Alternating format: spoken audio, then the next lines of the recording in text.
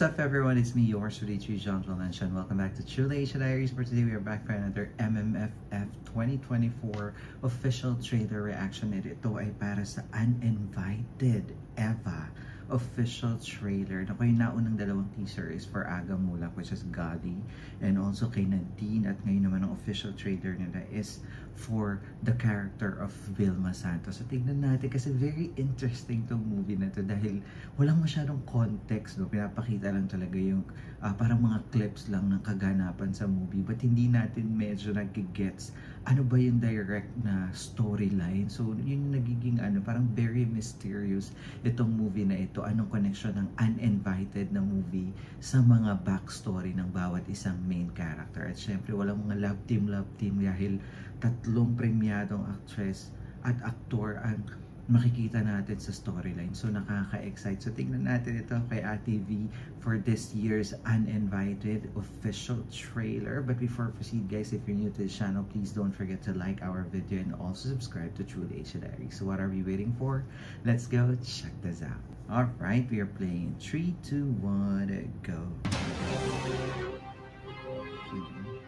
Mukhang si Ate V at si Judy anong maglalaban for the best actress Eva. this year. Eva Candelaria. I knew there was a reason kung bakit kita nilapitan. Anong ginagawa mo dito, Eva? May Lindizon pala siya. Mahal na mahal. Warner Bros. Picture. At saka very mystery vibe yung yung dating ng movie. At very Hollywood na ang dating. Kita na Masaya ka naman sa akin, di ba? Ay naman, yung tanong mo kung jowa eh. Siguro pinatay Masaya ko. ng family ni Huwag mo Aga yung pamilya niya. Mas makakaramdam ako na natulungkot kung si Inay yung nawala. Kung alam ko lang. Dan Sino wala Villegas ako pa. dito? May naalala ka pa sa time? Or yung feeling mong totoong memory at least? My dad, he's a freak show. Milaway silang lahat. Diba? Ay, naku, parang pinakidnap yung anak ni Velma. Tapos, si Aga Mulak ang suspect. Kaya siya uninvited. Naku, nagigets na natin ang very Uwi na tayo, ha? Uwi na tayo. Sinusubukan ko kahit na mag-isa lang, pero parang ang hirap. Parang may kulang. Matitiis mo ba yung puso? Sobrang pagmamahal ko sa kanya. Ayoko na meron kasi ibang mamahalin. I know everything about you. Every fucking thing. Ang daming tao. Saksan ng amoy. Happy birthday.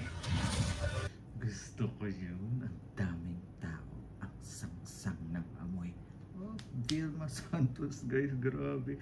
Mukhang labanan din to. Siyempre, Nadine Lucer is here. Is also best actress ng MMFF. And meron ding entry si Judy Ann Santos this year. Naku, mukhang tapatan ng mga galing na actress sa Philippines. Naku, nakaka-excite this Christmas. You are invited. Tagal ko na pinaghandaan ito. The grandest gathering on the big Tapos ang ginawa rin, tatahimik ka ba? Tandaan mo Nadine mabuti. and Vilma Ang pangalan ng Santos. tao papatay sa'yo. Ay! Uninvited. Kabog! Ang ganda!